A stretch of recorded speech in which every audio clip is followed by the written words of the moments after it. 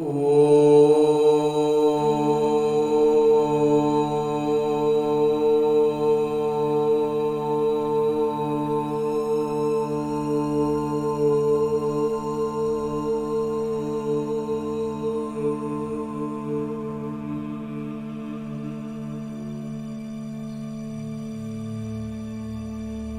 शांति। ओम शांति बाबा। बाबा ओम शांति। ओम शांति बाबा। आज 3 अक्टूबर 2023 की मुरली है। बाबा कह रहे, मीठे बच्चे गृहस्थ व्यवहार में रहते सबसे तोड़ निभाना है, नफरत नहीं करनी है, लेकिन कमल फूल के समान पवित्र जरूर बनना है। अंजी बाबा। और आगे मेरे बाबा प्रश्न पूछ रहे हैं कि तुम्हारी विजय का डंका कब बजेगा? वाह वाह कैसे निकलेगी? उत्तर बतलाते हैं मेरे बाबा, अंत समय जब तुम बच्चों पर माया की ग्रहचारी बैठना बंद हो जाएगी, सदा लाइन क्लियर रहेगी, तब वाह वाह निकलेगी, विजयी का डंका बज जाएगा। अभी तो बच्चों पर ग्रहचारी बैठ जाती है, विघ्न पड़ते रहते हैं, 3 पैर पृथ्वी के भी सेवा के लिए मुश्किल मिलते हैं, लेकिन वो भी समय आएगा जब तुम बच्चे सारे विश्व के मालिक होंगे। अंजी बाबा। गीत है धीरज धर मनुआ। ओम शांति। बच्चे क्रमशः पुरुषार्थ अनुसार जानते हैं कि अभी पुराना नाटक पूरा हुआ, दुख के दिन बाकी कुछ घड़ियां हैं और फिर सदा सुख ही सुख होगा। जब सुख का पता पड़ता है तो समझा जाता है कि ये दुख धाम है, ये जगह ही अलग है। अभी सुख के लिए तुम पुरुषार्थ कर रहे हो, समझते हो ये दुख का पुराना नाटक पूरा हुआ, सुख के लिए अब बाबा की श्रीमत पर चल रहे हैं। कोई को भी समझाना बहुत सहज है, अभी बाबा के पास जाना है, बाबा लेने के लिए आए हैं। गृहस्थ व्यवहार में रहते कमल फूल समान पवित्र हो करके रहना है, तोड़ जरूर निभाना है। अगर तोड़ नहीं निभाते हो तो जैसे सन्यासियों मिसल हो जाते हो। वह तोड़ नहीं निभाते हैं तो उनको निवृत्ति मार्ग हठ योग कहा जाता है। सन्यासियों द्वारा जो सिखलाया जाता है वो है हठ योग। हम तो राजयोग सीखते हैं जो भगवान सिखलाते हैं। भारत का धर्मशास्त्र है ही गीता, दूसरों का धर्मशास्त्र क्या है उनसे अपना कोई ताल्लुक नहीं, उससे वो कोई मतलब नहीं। तुम अभी गृहस्थ व्यवहार में रहते एक बार सन्यास करते हो, फिर 21 जन्म उसकी प्रारब्ध पाते हो। उनका है हद का सन्यास और हठ योग, तुम्हारा है बेहद का सन्यास और राजयोग। वो तो गृहस्थ व्यवहार छोड़ देते हैं, राजयोग का तो बहुत गायन है। भगवान ने राजयोग सिखलाया तो भगवान जरूर ऊंचते ऊंच को ही कहेंगे ना। जब राजयोग सिखलाने वाले तो भगवान तो ऊंचते ऊंच हुए ही, तो श्री कृष्ण तो भगवान हो ना सके। बेहद के पिता है ही वो निराकार, बेहद की बादशाही वही दे सकते हैं। यहाँ गृहस्थ व्यवहार से नफरत नहीं की जाती। बाबा कहते हैं ये अंतिम जन्म गृहस्थ व्यवहार में रहते पवित्र बन। गृहस्थ व्यवहार में रहना है, उससे नफरत नहीं करनी है, लेकिन उसमें पवित्र रहना। पतित पावन किसी सन्यासी को नहीं कहा जाता। सन्यासी खुद भी गाते हैं पतित पावन, उनको याद करते हैं, पतित पावन को याद करते हैं। वो भी पावन दुनिया चाहते हैं, परंतु ये नहीं जानते कि वो दुनिया ही एक और वो एक, उनको लगता है कि वो कोई अलग दुनिया है। वास्तव में यही दुनिया है जो परिवर्तित हो जाएगी।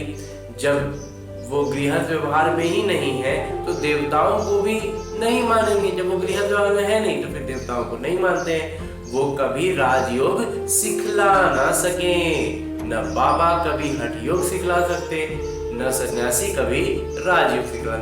बाबा कभी हठ योग नहीं सिखलाएंगे, कभी हठ योग करने के लिए नहीं कहेंगे, और जो सन्यासी है वो कभी राजयोग सिखला ही नहीं सकते, वो हमेशा हठ योग की बात करेंगे। तो ये जो है ये बहुत सूक्ष्म स्तर पर समझने की बात है। अभी दिल्ली में विश्व सम्मेलन होता है, उनको समझाना है कि लिखत में सभी को देना है।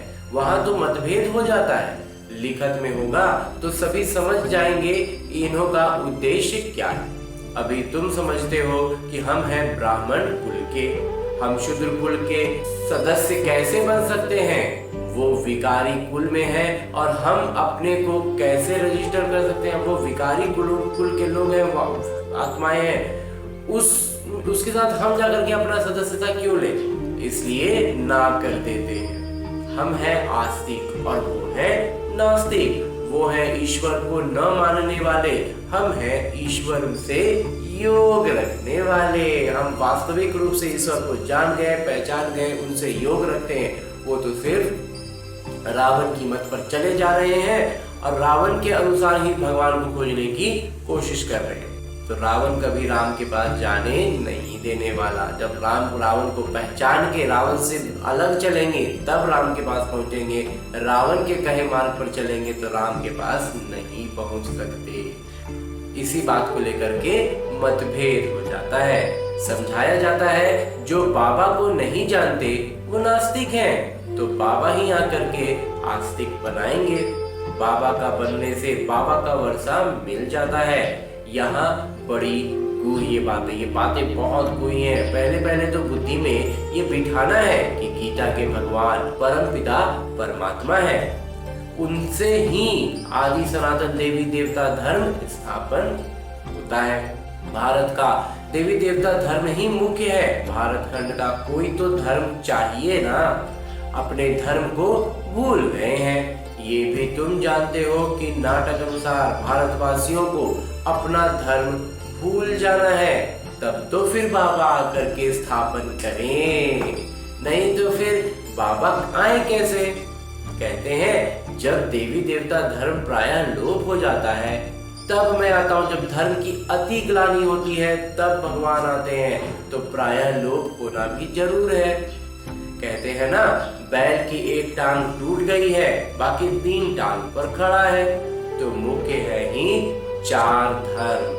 अभी देवता धर्म की टांग टूट पड़ी है, यानी वो धर्म गुम हो गया है। इसलिए बड़ का वृक्ष का मिसाल देते हैं। वो जो बरगद के पेड़ का मिसाल बाबा बार बार उसको देते हैं कि इसका आधार सड़ गया, बाकी डाल डालियां कितनी खड़ी हैं, तो इनमें भी आधार देवता धर्म है ही नहीं। तो अभी ये जो समाज हमारा सामाजिक जो ढांचा है इसमें देवता धर्म है ही नहीं। बाकी सारी दुनिया में मठ पंथ आदि कितने हैं, तुम्हारी बुद्धि में अभी सारी रोशनी। अब हमारी बुद्धि बाबा ने इतने ऊंचे स्तर पर उठा दी है कि अब हमें ये सारी बातें एकदम स्पष्ट नजर आने लगी हैं। बाबा कहते हैं तुम बच्चे इस नाटक को अब जान गए हो। अब ये सारा झाड़ सारा वृक्ष पुराना हो गया है कलयुग के बाद, लेकिन सतयुग तो आना है जरूर, चक्र को फिरना जरूर है। बुद्धि में ये बात रखनी है कि अब नाटक पूरा हुआ है और हम जा रहे हैं अपने बाबा के पास। चलते फिरते उठते बैठते भी याद रहे कि अब हमको वापस जाना है। लौकिक में कहीं जाना होता तो बाबा ने एक दिन कहा था ना कि लौकिक में कहीं जाना हो तो हम उसके अगर 1 हफ्ता पहले मालूम चल गया तो 1 हफ्ता तक बुद्धि में ये रहता है हमको निकलना हमको जाना, उसकी तैयारी में उसके बहुत चीज हम उसके आगे पीछे करते रहते, बुद्धि में लगातार वो बात रहती है। बस वैसे ही जैसे वो लौकिक में कहीं जाना होता है, बाबा में अलौकिक रूप से ले जाने के लिए आया है, तो ये बात लगातार बुद्धि में रहनी चाहिए कि हमको तो अब वापस जाना है। मन मना भव मध्याजी भव का यही अर्थ है। इसका अर्थ वास्तव में यही है कि हमको अब वापस जाना है। बुद्धि में ये सजगता रहेगी, ये सजगता भी नहीं है। जब कहीं जाने की बात है तो सजग रहने की भी जरूरत नहीं पड़ती, वो स्वाभाविक रूप से हमारी बुद्धि में चलने लगता है कि अरे जाना है तो ये करना है, जाना है तो वो करना है, ये काम निपटाते हैं, ये काम ऐसे कर लें, ये काम अच्छा से कर दें, ये अपना ये हिसाब किताब चुप कर लें। तो इस तरह से हमारा कर्म जो है वो अच्छा होता जाएगा। तो कोई भी बड़ी सभा में भाषण आदि करना है तो यही समझना है कि परमपिता परमात्मा फिर से कहते हैं कि हे बच्चे, देह सहित देह के सब धर्म त्याग, अपने को आत्मा समझ बाबा को याद करो तो पाप खत्म होंगे। मैं तुमको राजयोग सिखलाता हूँ। गृहस्थ व्यवहार में रहते कमल फूल समान बन मुझे याद करो। पवित्र रहो, ज्ञान को धारण करो, अपने भीतर भरना है ज्ञान को। अभी सब दुर्गति में है। सतयुग में देवताएं सदगति में थे, फिर बाबा ही आकर सदगति करते हैं।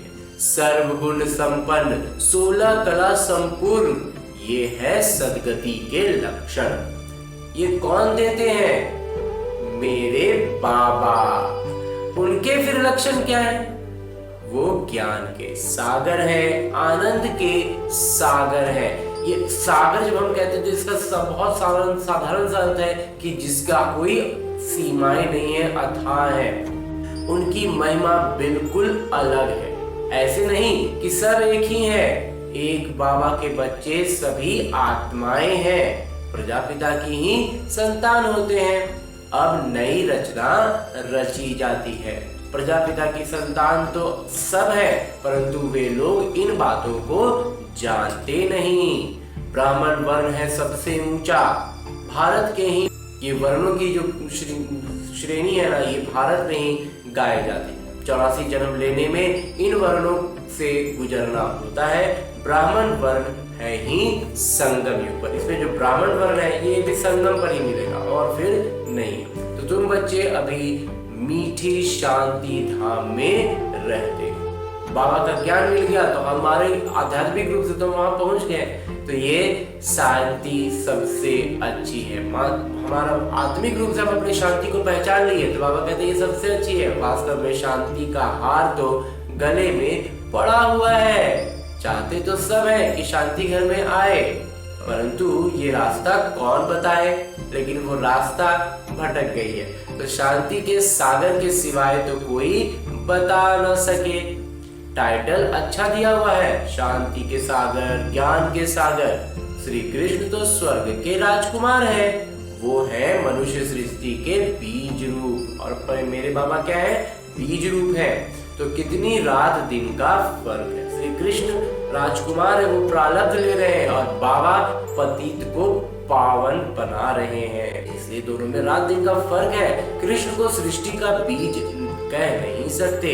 सर्वव्यापी का ज्ञान तो ठहरेगा, और सर्वव्यापी का तो बात ही एकदम बातें अलग हो जाता है। तो बाबा की महिमा अपनी है, वो सदैव पूज्य हैं, कभी पुजारी नहीं बनते। बाबा की महिमा अपनी है, एकदम अलग है बाबा की महिमा। वो सदैव पूज्य हैं, वो कभी पुजारी नहीं बनते। ऊपर से पहले जो आते हैं वो पूज्य से पुजारी बनते हैं। बिंदुएं तो ढेर समझाई जाती हैं, प्रदर्शनी में कितने आते हैं, परंतु कोटों में कोई ही निकलते हैं, क्योंकि मंजिल बड़ी भारी है। प्रजा तो ढेर बनती रहेगी, माला में आने वाले दाने कोटों में कोई ही निकलते हैं। नारद का भी मिसाल है कि उनको कहा तुम अपनी शक्ल देखो, लक्ष्मी को वरने लायक हो। प्रजा तो बहुत बननी है, राजा फिर भी राजा है। एक एक राजा को लाखों प्रजा रहती है, तो पुरुषार्थ तो ऊंच करना चाहिए। राजाओं में भी कोई बड़ा राजा, कोई छोटा राजा है। भारत में कितने राजाएं थे। सतयुग में भी बहुत महाराजाएं होते हैं। वो सतयुग से लेकर चला आया। ये राजा महाराजा जो है ना, ये सतयुग से है। तो महाराजाओं को बहुत संपत्ति होती है, राजाओं को कम होती है। महाराजा राजा में तो थोड़ा तो अंतर रहेगा। इनको प्रांत के राजा होते हैं, और महाराजा जो होते हैं कई प्रांतों के भी ऊपर के राजा होते हैं। तो ये है श्री लक्ष्मी नारायण बनने का ज्ञान। ये पूरा ज्ञान ही पूरा बुद्धि में चला गया तो लक्ष्मी नारायण के स्थिति में आ गए तो बाबा कहते हो गया। तो उसके लिए ही तो पुरुषार्थ चलता है, ये बनने के लिए ही तो पुरुषार्थ चलता है। पूछते हैं लक्ष्मी नारायण का पद पाएंगे और राम सीता का? कहते हैं हम तो लक्ष्मी नारायण का ही पद पाएंगे। जब बच्चों से पूछा जाता है तो बच्चे जल्दी से कहते हैं हम लक्ष्मी नारायण बनेंगे। तो माँ बाप से पूरा वर्षा लेंगे। वो तो वंडरफुल बातें हैं ना, ये बातें तो बिल्कुल चकित करने वाली हैं। और कोई जगह ये बातें हैं ही नहीं, न कोई शास्त्र में, न कोई किसी स्थान पर होती हैं ये बातें, और न ही कोई शास्त्र में है। तो अब तुम्हारी बुद्धि का ताला खुल गया है। बाबा समझाते हैं चलते फिरते ऐसे समझो कि हम एक कलाकार हैं, हमको वापस जाना है। अब बस हो गया यहाँ पर किरदार निभाने का काम, और अब हमको वापस जाना है। यह याद रहे, इसको ही मन मना भव मध्याजी भव कहा जाता है। यही जो बात है कि हमको वापस जाना, ये बुद्धि में सजगता जो है, यही सजगता मन मना भव है। बाबा घड़ी घड़ी याद दिलाते हैं कि मैं तुमको वापस ले जाने आया हूँ। ये है रूहानी यात्रा। यह यात्रा बाबा के सिवाय कोई करा ना सके। भारत की महिमा भी बहुत करनी है। ये भारत सर्वोच्च पावन भूमि है, सर्व के दुखहर्ता और सुखकर्ता, सबके सद्गति दाता एक पिता ही है। भारत उनका अवतरण स्थान है। वो बाबा सबके मुक्ति दाता है। उनका यहाँ यानी भारत में बड़े से बड़ा तीर्थ स्थान है।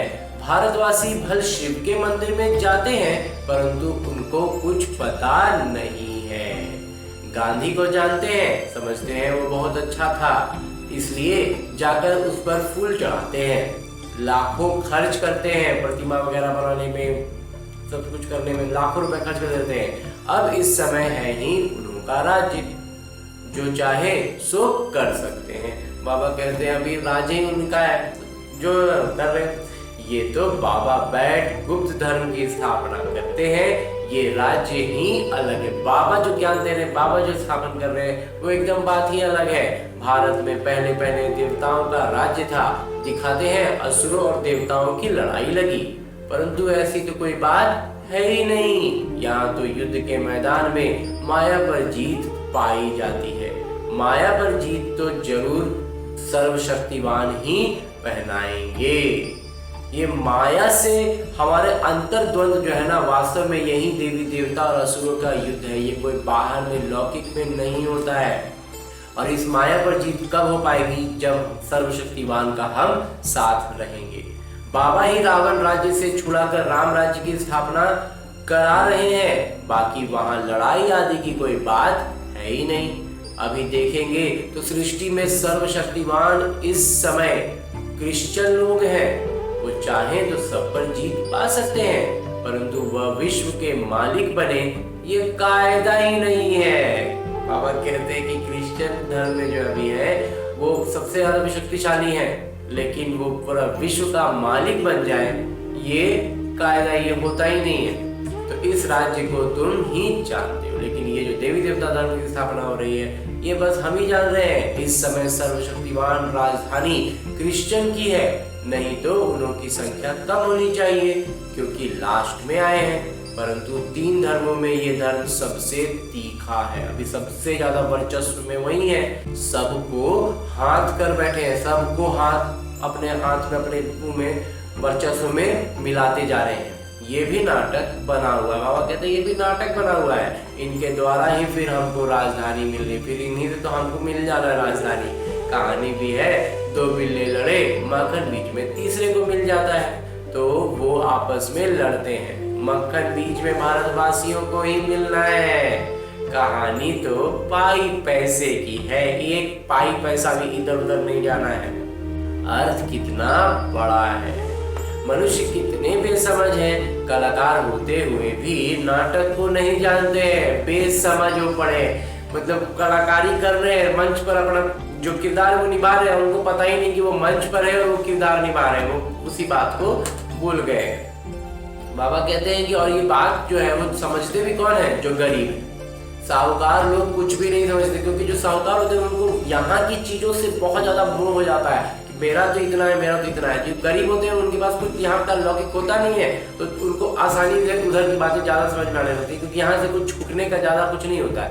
जिनको यहाँ से कुछ छोड़ना पड़ता है ना, उनसे छूटता ही नहीं, इसलिए साहूकारों को समझ में आता नहीं है, गरीबों को जल्दी समझ में आता है। तो गरीब निवास पतित पावन बाबा आए हुए। अब वास्तविकता में हम किरदार निभा रहे हैं, बड़ी बड़ी सभाओं में तुमको समझाना है। विवेक कहता है कि धीरे धीरे वाह वाह निकलेगी। अंतिम समय जब पूरा नजदीक आता जाएगा, बाबा कहते हैं डंका तो बजना है। अभी तो बच्चों पर ग्रहचारी बैठती है, लाइन ही क्लियर नहीं है, बार बार फंस जाते हैं, बार बार चलना शुरू करते हैं, मार्ग श्रीमत पर चलना शुरू किए, फिर अटक गए, फिर फंस गए, बार बार अटक रहे हैं, फंस रहे हैं, पूरा स्पष्ट रूप से एकदम तेजी से पकड़ ही नहीं पा रहे हैं, विघ्न पड़ते रहते हैं। तो ये भी नाटक अनुसार पढ़ते रहेंगे, ये नाटक में है। तो अब हमको अपनी गाड़ी की गति इतनी बढ़ानी है कि जो भी है ना वो गति देख करके साइड हो जाएगी, बहुत स्पीड में आना। जितना पुरुषार्थ करेंगे उतना ऊंच पद पाएंगे। पांडवों को 3 पैर पृथ्वी के नहीं मिले थे, अभी ये गायन है, अभी का ही ये गायन है कि पांडवों को 3 पैर पृथ्वी भी नहीं मिली थी, परंतु ये किसी को पता नहीं है कि वही फिर वास्तविकता में विश्व के मालिक बने। तुम बच्चे अब जानते हो, इसमें अफसोस नहीं किया जाता। कल्प पहले भी ऐसा हुआ था, नाटक के पट्टे पर खड़ा रहना चाहिए, हिलना नहीं चाहिए। अब नाटक पूरा होता है, चलते हैं सुखधाम। अब ये नाटक पूरा हो गया, बाबा कहते चलो सुखधाम चलते हैं। पढ़ाई ऐसी पढ़नी है जो ऊंच पद पा ले। हाँ जी बाबा, पूरा पुरुषार्थ कर रहे हैं। अच्छा, मीठे मीठे सिकिल बच्चों प्रति माता पिता बाबा का याद प्यार और आशीर्वाद। रूहानी बाबा की रूहानी बच्चों को नमस्ते।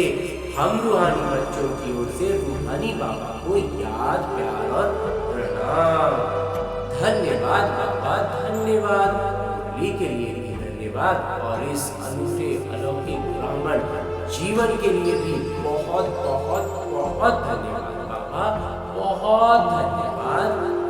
धारणा करने के लिए वो मुख्य बिंदु जो आज की मुरली से लिए गए हैं और हमें अपने ब्राह्मण जीवन में धारण करने हैं, उनमें सबसे पहले है कि चलते फिरते अपने को कलाकार, एक किरदार समझना है, नाटक के पट्टे पर अचल रहना है।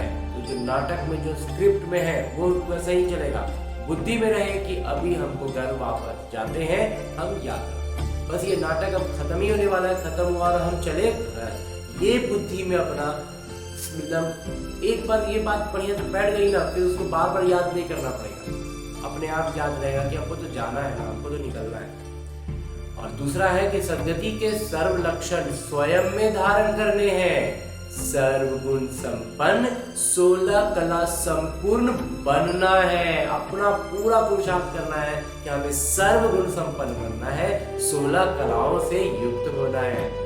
और आगे मेरे बाबा वरदान दे रहे हैं। वरदान देते हुए मेरे बाबा कहते हैं, संगम युग पर श्रेष्ठ मत द्वारा श्रेष्ठ गति को प्राप्त करने वाले प्रत्यक्ष फल के अधिकारी भव।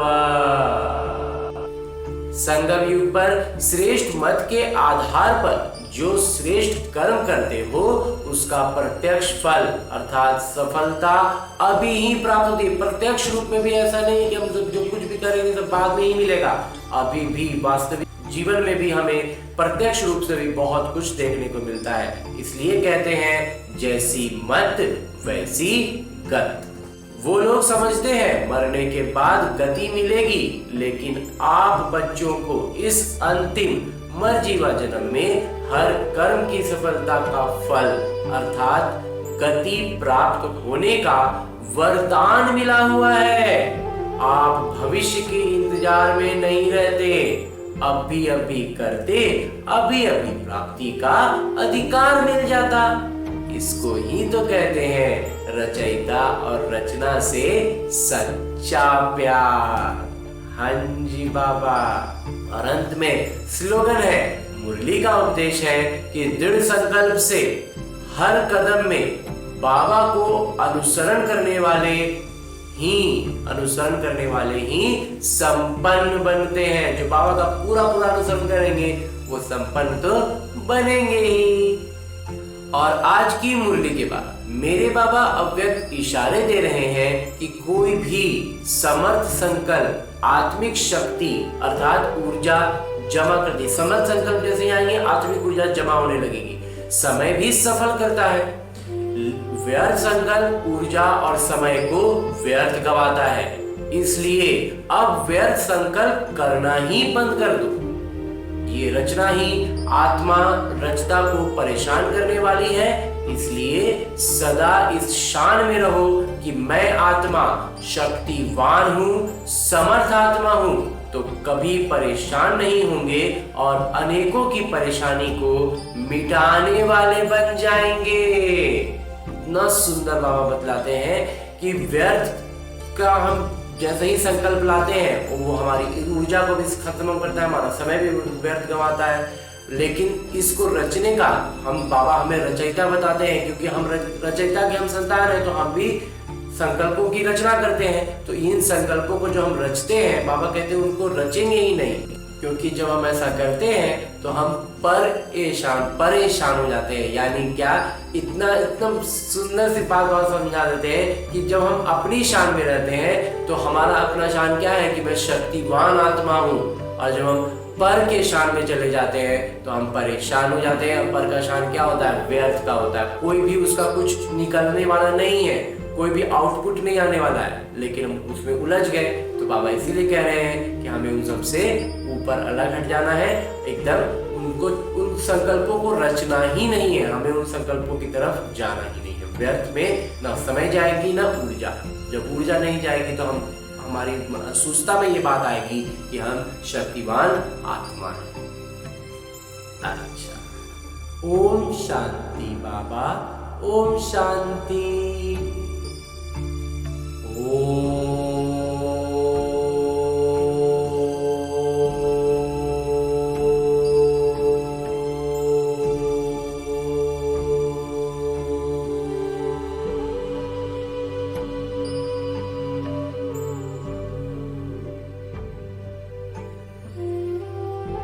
शांति।